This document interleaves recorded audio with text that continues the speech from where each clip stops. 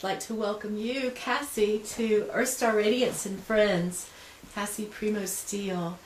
You are an international award-winning poet and author, teacher, inspiring person just to know. And I want to welcome you and thank you for taking time and letting us come into your beautiful studio. Thank you, Penny. I'm so glad to have you here, and I'm so excited about your film and the idea of letting people shine. And I think that's what you do so well. So thank you for letting me be a part of it. Oh, thank you. It's fun to be here. And I know that you have recently started some new work. Yeah, in the last year, I have pulled back from the academic teaching at the university and really spend most of my days here in the creativity studio, seeing individuals and also leading small group writing classes. And the name of my business is Co-Creating, and the idea is that I work with people to co-create the life that they want through journaling and meditation and time outside in nature, to give them the opportunity to go within and get quiet and listen to that wise voice that we all have within, but that we so often can't hear because we're on the computer and texting and running around and doing errands and working. And so this is an opportunity for people to slow down and to find out what it is that will best guide them in their lives. So it's very healing work, but it's not therapy, because in fact we don't really talk a lot during the session. I will give different writing prompts and we'll write together, and people are never obliged to share what they write with me.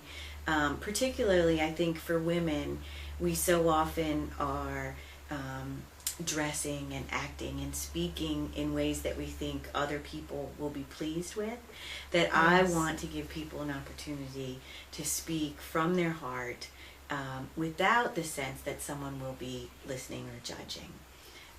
And so that's a huge gift in itself, Cassie. It really is. I think I definitely have my shadow side, which I show to my family, which is bossy and, do it my way. But in my work, I'm not judgmental, and I am very accepting and nurturing, and know that all of us are, like in the name of your business, Earthstar Radiance, all of us are stars with different positions in the sky. All of us shine for different reasons. And so when people come to me, I don't really have an agenda about where I want them to go. They are the ones who will discover that on their own through the writing. And there's something very magical about writing. When you write down goals, write down dreams, sometimes people will look back at their journals in a few months and see, wow, this really happened. Yes. So sometimes the things that people write are kind of like letters to God, and I don't have to read them. God is already reading. Yes. So I'm very excited about the work that I'm doing. Yes, it shows, Cassie.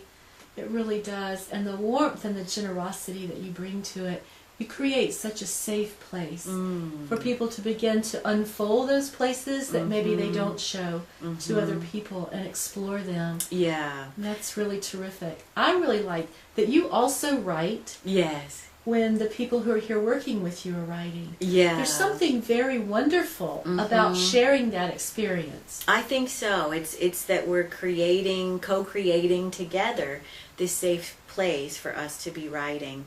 A funny story about that is that I once gave a little workshop for free for therapists in the area to tell them about the work that I do. And afterwards, one therapist raised his hand and said, can you clarify something? Do you write while the client writes? And I said, yes, I do. And he said, well, that means that you have to be emotionally present. Which I thought was so interesting. Oh my goodness. How many people are going to therapists who are not emotionally present?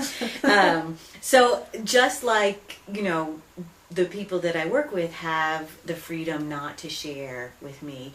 I actually very rarely share what I've written during the session, but sometimes when I do, it can be nice for people to feel like they've been heard on a soul level.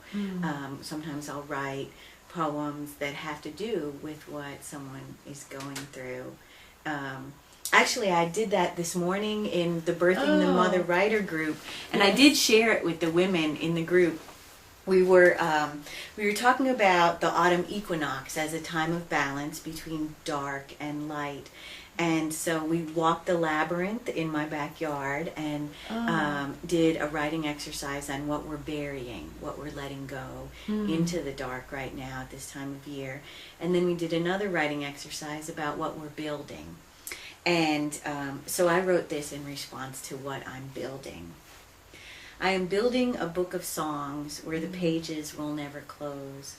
It will lie on the coffee table in every woman's living room, and she will never be lonely because there will always be singing.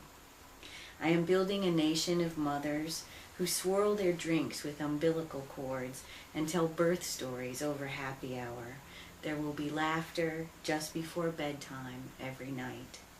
I am building a language of children's voices where to be is replaced by become, and stock markets report on imagination levels every hour, and every fear is spoken by hum. I am building a city of families where equal is a daily vow.